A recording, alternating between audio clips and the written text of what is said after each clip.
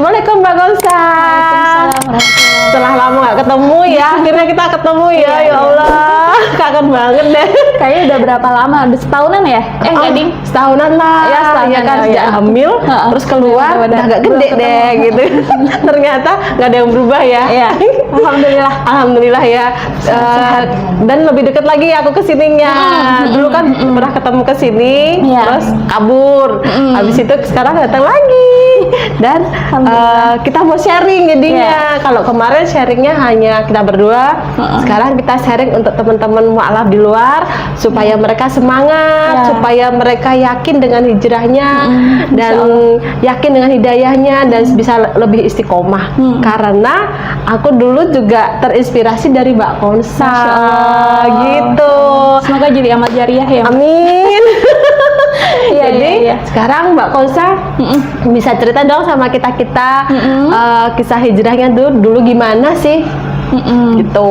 Awalnya gitu ya. Awalnya. Kayak dulu, jadi sebelum masuk Islam, saya dulu beragama non muslim, maksudnya dalam arti sebelumnya itu istilahnya apa ya, saya adalah seorang istilahnya aktivis juga di gereja. bilangnya apa ya, di gereja nggak apa ya, nama gereja Ya, kan saya agak susah.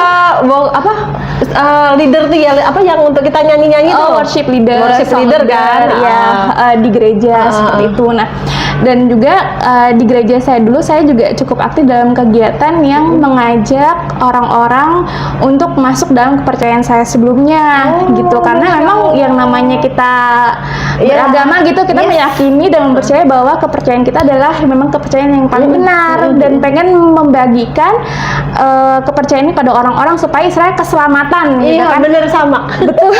Karena namanya iman, karena dulu saya percaya bahwa iman itu akan iman pada hari akhir, itu kan pasti ada iman pada masuk surga, masuk neraka, saya percaya itu. Makanya saya dulu seorang aktivis yang di gereja itu, jadi pagi ke kantor, bahkan ketika saya SMA, ketika sekolah itu aktivitasnya paling cuma rumah, sekolah, gereja. Itu aja. Kalau pas kantor gitu ya, rumah, kantor, gereja, udah situ aja. Jadi misalnya dari pagi ke kantor, ke gereja sampai jam 11 malam, jam 1 malam itu mempersiapkan acara-acara yang khususkan untuk menarik orang-orang untuk memeluk kepercayaan saya yang lama. Nah, kadarulahnya saya di kantor itu juga minoritas. Ya, paham. Minoritas. Jadi ada beberapa teman yang memang diskusi kami kan, ada yang mengatakan, kok kamu kepercayaan kepada Tuhan seperti itu, kenapa? Gitu. Terus saya jelaskan. Terus saya juga bertanya pada mereka, kok Muhammad itu sebagai nabi kenapa? Emang dia kenapa sih? Padahal kan dia nggak bisa baca tulis. Maksudnya kok bisa ya orang yang nggak bisa baca tulis tuh Bisa jadi. iya bisa melafalkan Al-Quran yang bagus begitu kan ya, sama seperti orang-orang Quraisy yang tidak percaya kepada kerasulannya Muhammad. Seperti jadi itulah yang kami diskusikan sampai satu saat ketika kami berdiskusi, teman saya itu mengatakan seperti ini, lah kamu kenapa menganggap Yesus sebagai Tuhan gitu. Terus saya katakan, ya iyalah, Yesus itu menyembuhkan orang sakit, betul. mengubah air menjadi anggur. Terus habis itu membangkitkan Yohanes, ya kan? Membangkitkan orang mati, Lazarus. Padahal udah 3 hari udah dikuburkan, terus bangkit lagi. Orang buta, orang kusta, banyak kan mengusir roh jahat yang ada di babi-babi, iya, gitu kan? bener. Banyak sekali yang Yesus lakukan saat itu. Bahkan PSK pun juga dimaafkan, diampuni betul. kan, gitu ya. Iya, nah, jadi banyak aku melipat gandakan yang 5 roti dan 2 ikan. Ya itu kan berapa skala minggu ya, Mbak ya? Itu masa lalu.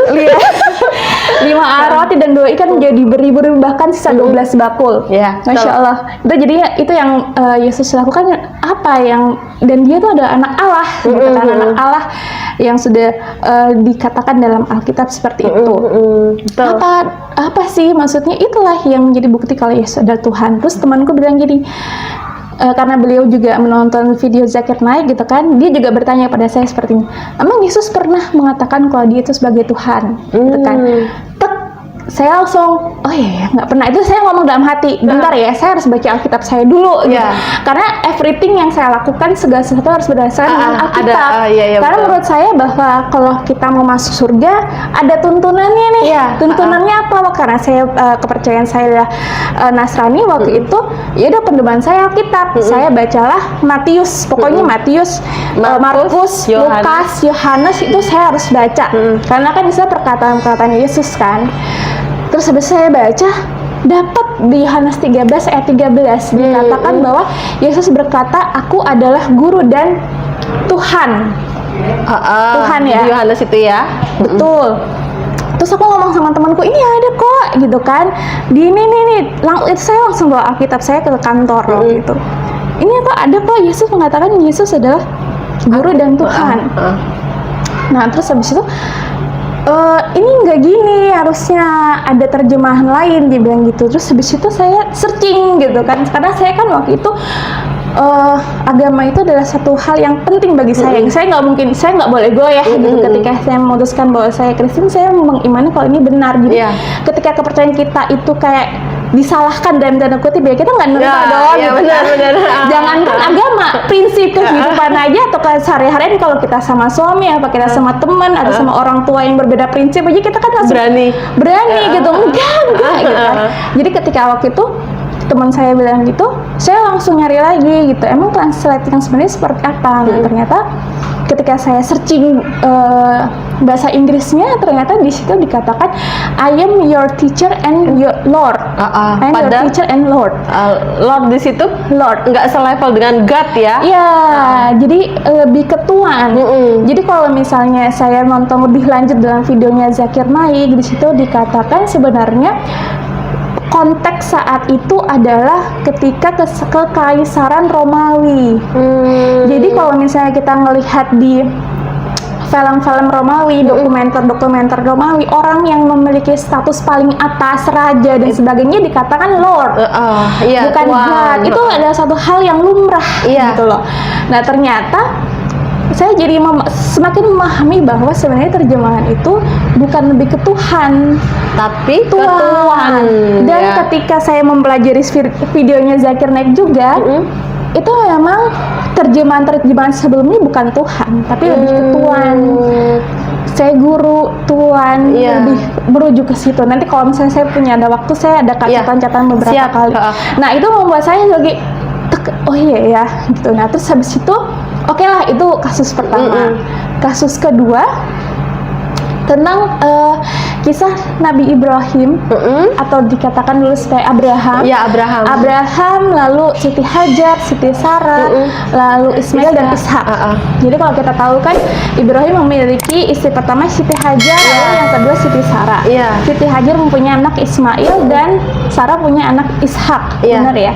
Nah, terus habis itu ketika dalam Alkitab gitu kan, saya sharing pada teman saya tentang ceritanya Nabi, itu keturunan sebenarnya Ibrahim yang sahih gitu istilahnya ya, tuh Ishak apa Ismail gitu kan. Nah, di artikel itu lebih merujuk ke Ishak. Terus saya share ke teman saya. Iya benar. Teman saya share, terus dia share balik ke saya tentang pengulasan tentang keruntutan di kejadian itu, pasal kejadian ini, kitab kejadian. Jadi diceritakan di situ bahwa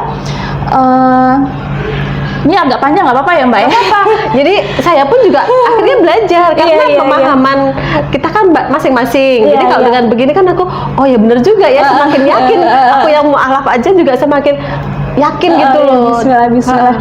Jadi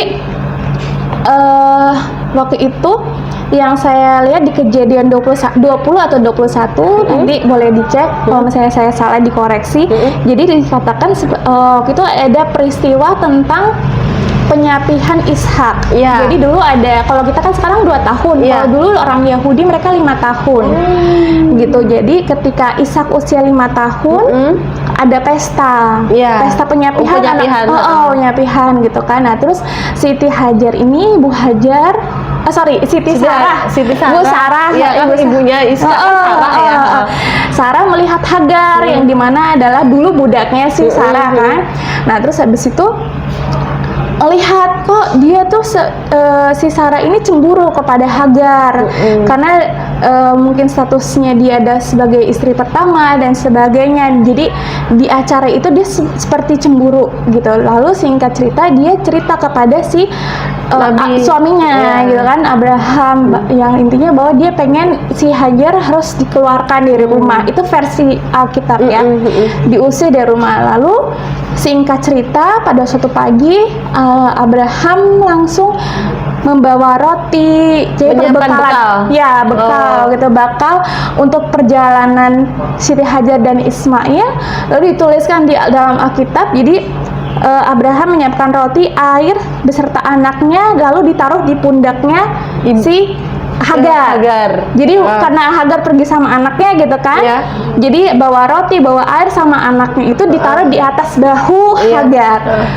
Nah, ketika itu saya tuh belum ngeh pada ketika saya bertahun-tahun gitu ya membacakan kisah itu, adalah kisah yang sudah sering kita dengarkan ya.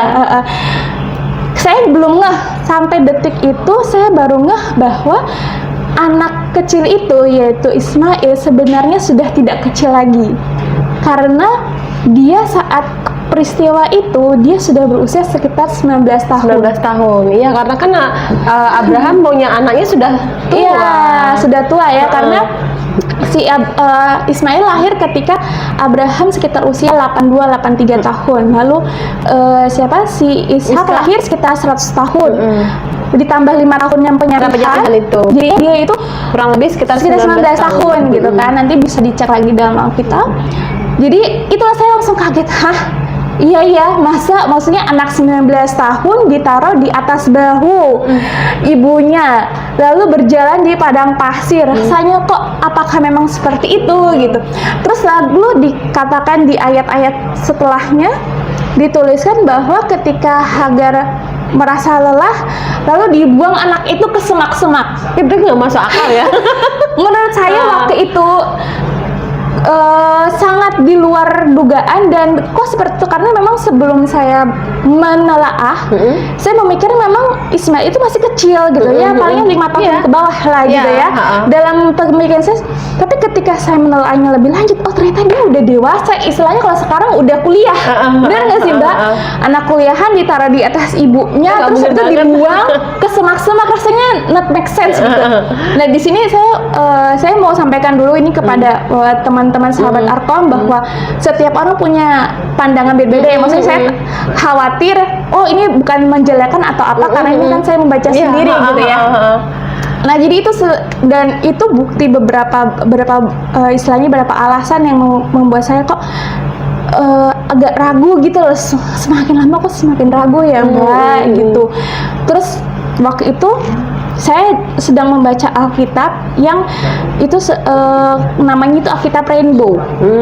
Alkitab Rainbow itu dituliskan secara detail, misalnya tema kitab ini apa, tujuan kitab ini apa, penulisnya siapa, dan sebagainya sampai ke bawah.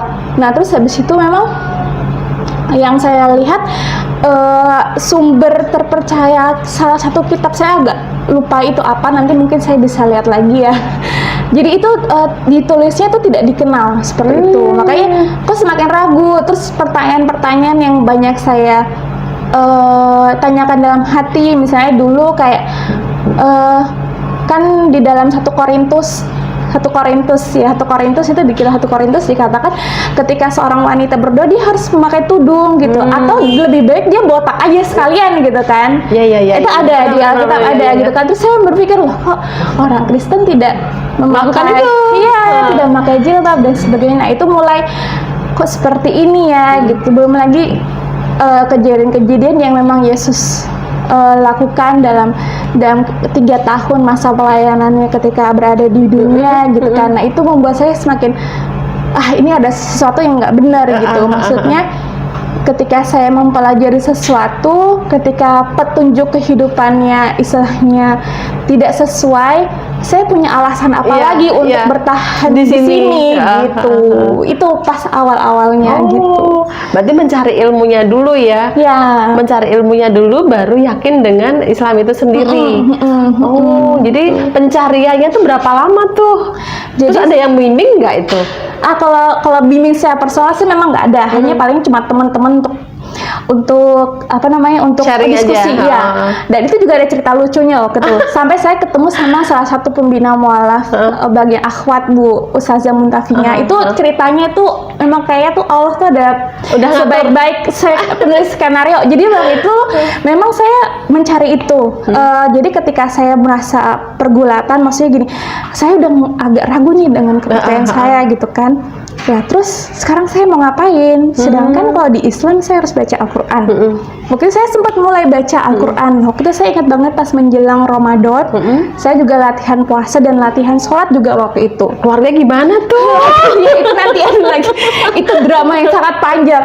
Jadi waktu itu memang saya pas Ramadan saya belajar sholat, terus habis itu baca Al-Quran. Nah ini kita baca yang Al-Quran dulu ya.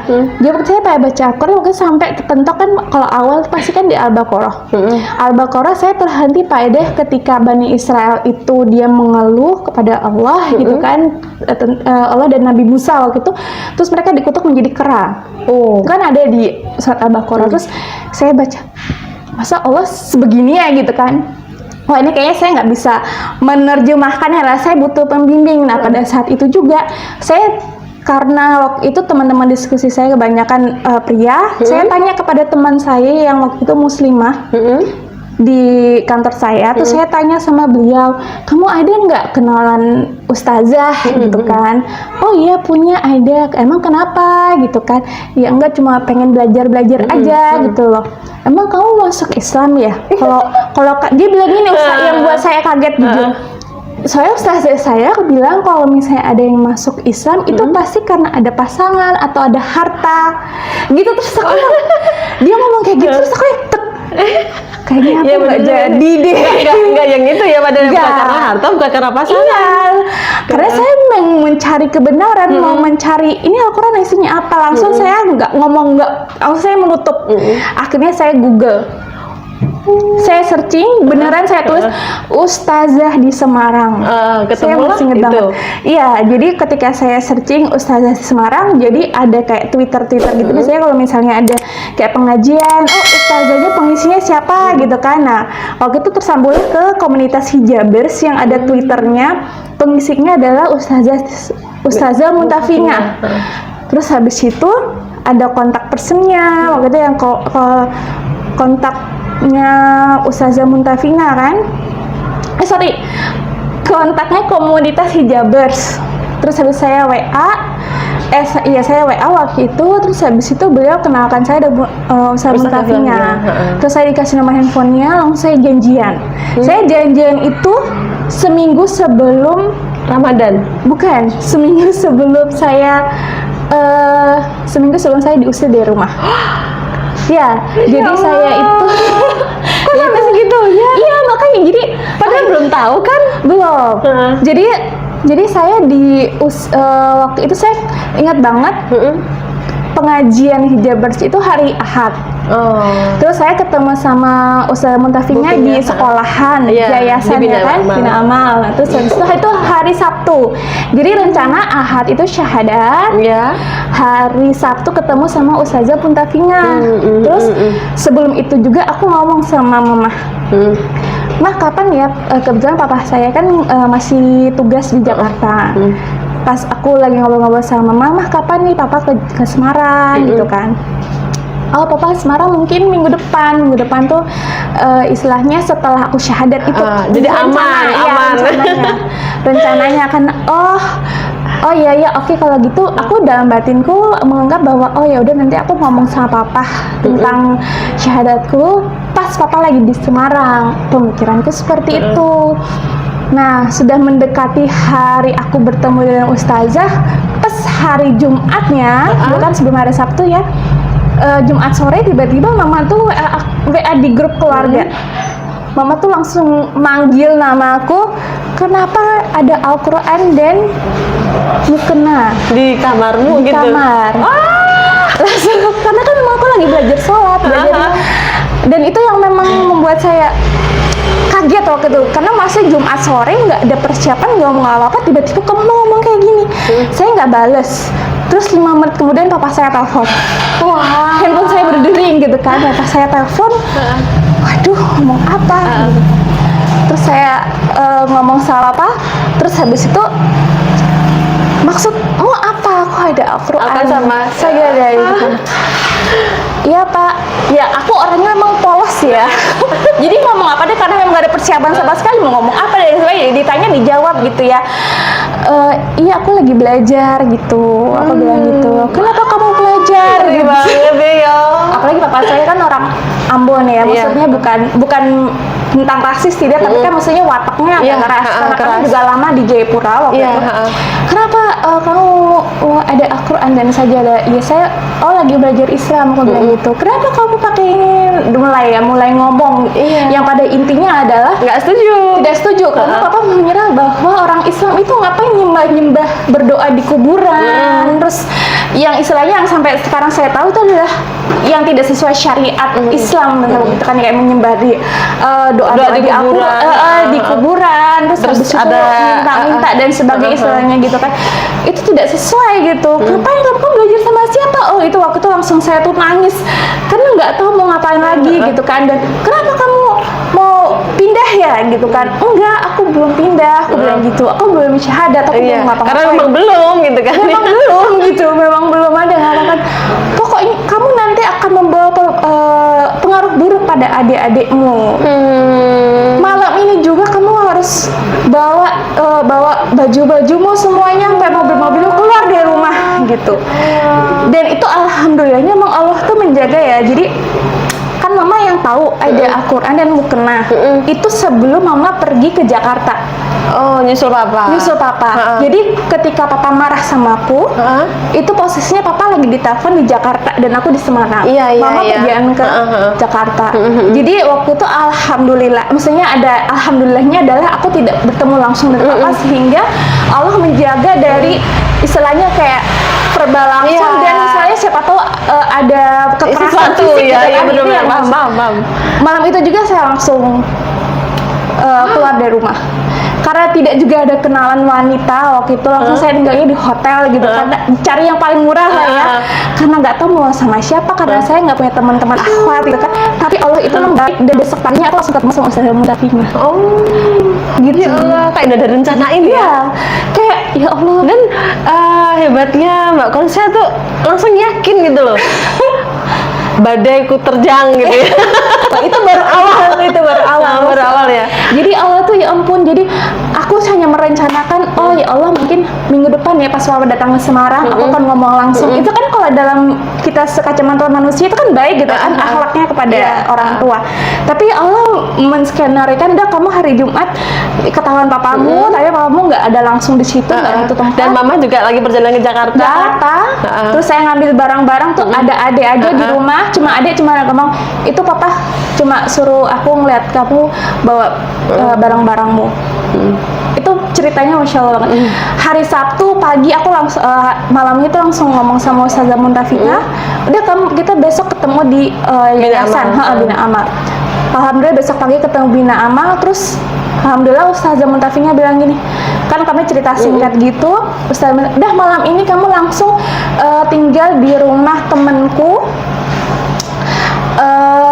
Suaminya lagi tugas di Tegal, anak-anaknya di pondok, jadi cuma hanya kamu sama Umi itu, aku panggilnya Umi kan. Jadi sejak malam itu sampai aku menikah tinggal sama beliau.